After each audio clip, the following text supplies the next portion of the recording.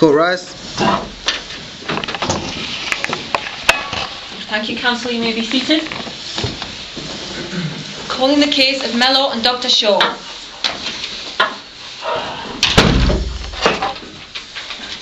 My Ladyship, I am Ian Robinson and I will be representing my client, Mrs. Mello, together with my learned colleague, Mirek Szymanski. The respondent is represented by my learned friends, Mufaro Chilongo and Rebecca Thornton.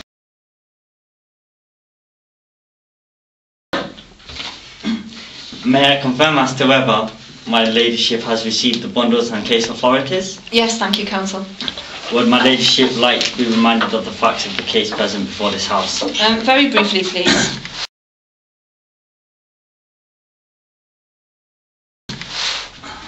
My Ladyship, my client Mrs. Mello is a diabetic. She visited the GP, Dr. Shaw, the defendant, who recommended a flu vaccination.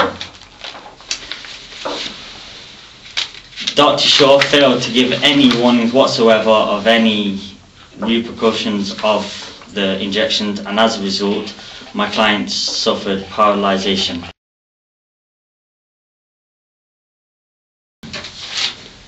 For my first submission, my Ladyship, by scrutinising the judgment within Wiltshire and Essex Area Health Authority, case applied by this House in Volume 1 of the PO cases for 1988, page 1074, is my Ladyship familiar with this case?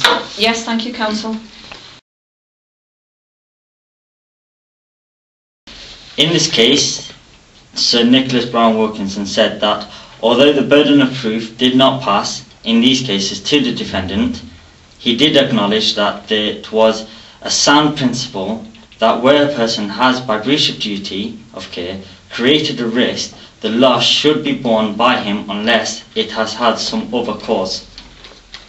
As such, we can make an exception to the decision in this case using the judgment that was affirmed by the learned judges from this House. As it can be said, Dr. Shaw, by not receiving a valid consent through failure to inform my client, Mrs. Mello, about the risk, even if it were small, had taken the option to discuss the procedure with her husband away from her. Unless I may be of any further assistance, I will now pass to my learned junior counsel. Thank you, Counsel.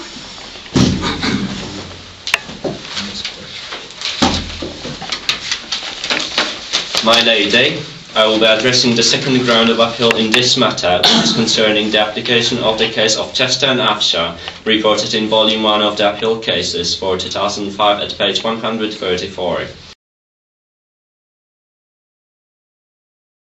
My Lady, I submit that one may found affirmative answer to all the questions asked by Lord Hope of Crickhead due to the fact that there is causal link between the harm and the failure to disclose the information, and as mentioned by me before.